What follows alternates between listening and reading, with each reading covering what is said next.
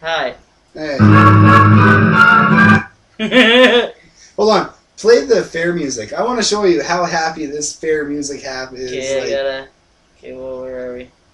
Are we there yet? Where's the fair? Oh, here. Right? No. That's when he's... You sure? Come, Francis. Let's go to the fair. Yeah, keep going.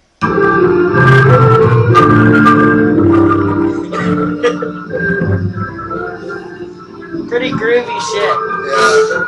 Yeah. You can almost rap to it. Well, this way. What's going on here? Did you I don't know. rewind it? I don't Yeah, know. no, go. Keep going. They're not at the fair. Okay. Oh, keep going. There's the fair. Here we are. Okay. Yeah, sorry. There you go.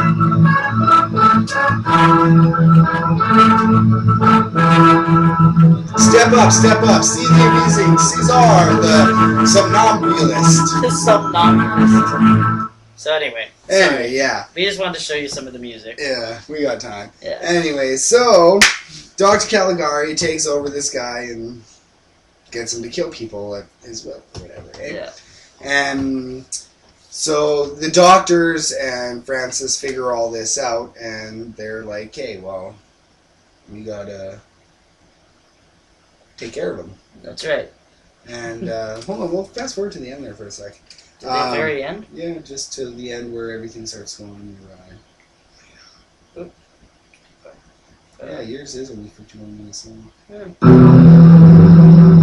So this is...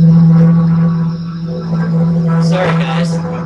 We're just kind of trying to check it out and see what happens. Oh yeah, pause it for a sec. Okay, so what they do is they... Sorry guys, the demon turned stuff on by itself. So what they do to try and prove that this is all true and that he is Dr. Caligari, they bring in Caesar in a bed and then they lift it over. And I don't know if he's dead or what. They said he died. Oh, yeah, okay. Well, he's dead then. And he moves the blanket and Dr. Caligari's like, no! He drops on him and then the doctor's At first I thought he had a heart attack and died. Oh, really? He was just like, ah! Yeah. I was like, whoa. And then his look, yeah. Yeah, but, so... Then they take Dr. Caligari to the insane asylum. Yeah, he starts freaking out and he's trying to leave. Yeah, he's like, all the doctors like grab him and then put him in a straitjacket and put him in the room. And Francis is feeling all good, like he solved the murder of his best friend and everything, and the killer that tried to kill Jane, and so he's feeling pretty good. Yeah. And then that's when the story ends. Like that's like he pretty much he's telling this whole story to this old man, hey. Yeah.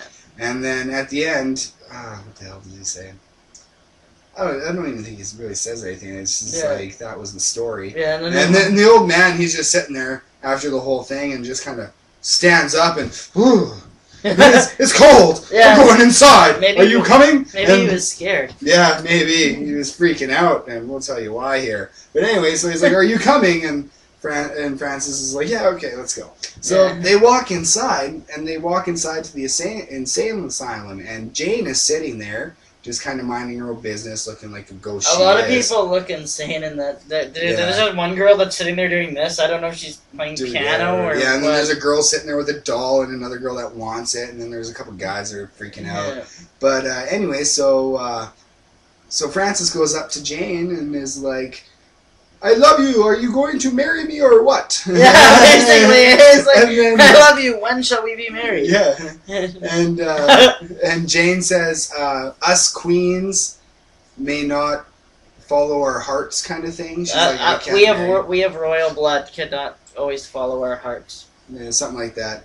And he's like, well, what the hell? And then he looks over, and then he sees Caesar standing up against the wall, just playing with a rose, hey? Yeah. And, whatchamacallit? Francis grabs the old man and is like, don't get your fortune told by him, you will die! Yeah. And he's just freaking out, and the old man's like, freaking out himself, eh? And then this one doctor comes down to, Dr. Caligari. He's not looking so freaky now. He's got like a regular hairdo. Yeah, his eyes aren't all weird. Yeah, he comes walking down, and Francis is freaking out, going, "You're Dr. Caligari! Dr. Caligari! Caligari!" He's freaking out. "You're the doctor, hey?" So then they just instantly put him in a straitjacket. Yeah. So then he's freaking out, trying to attack him, and that feels nice.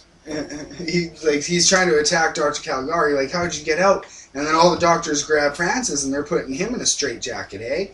And that's wrong place to flip out, I guess. Yeah. Well, what it is it's an asylum, or a loony bin. And he's insane, and he's insane. He's sick. He doesn't realize he's crazy, and he basically, crazy people don't know they're crazy. Yeah, he just basically took a couple people that were in the penitentiary with him, or whatever, loony bin, whatever you want to call it, and he just made a story up in his head, and that's how he saw everything, and.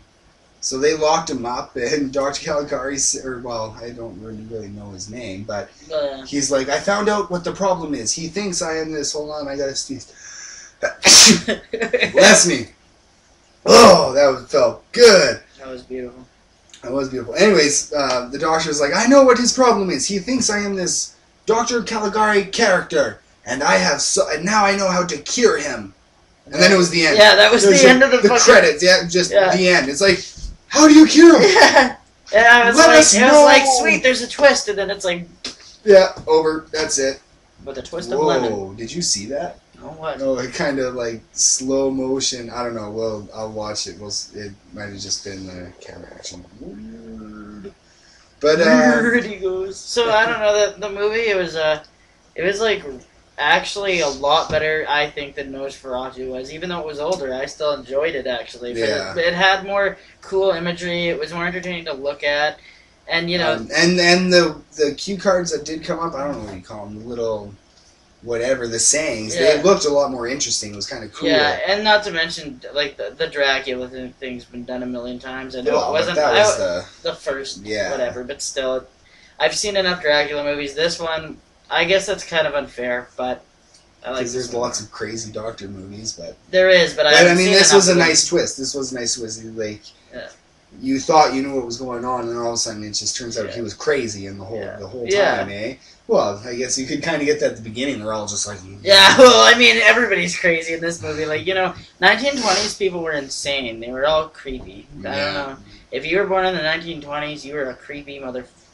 Never mind. But yeah, so I don't know. There's not too much else other than we can rate it, I suppose. I'm gonna give it probably, I guess, like I liked it for an older movie, so I'm gonna give it an 8 stoic creepy people out of 10. Nice. I'll give it an 8 as well. Yeah. I'm gonna give it 8 crazy doctors with crazy patients. Crazy patients. You're giving it like. Just just an 8. Okay. It's just crazy. It's a crazy 8. It's a. That was awesome. It's a crazy 8. Okay, that was really clever. That was good. But yeah, like I said, this was one of the first movies to kind of just introduce the fact that scenery can set the mood for a movie. Yep. Because a lot of people did a very good job. Yeah.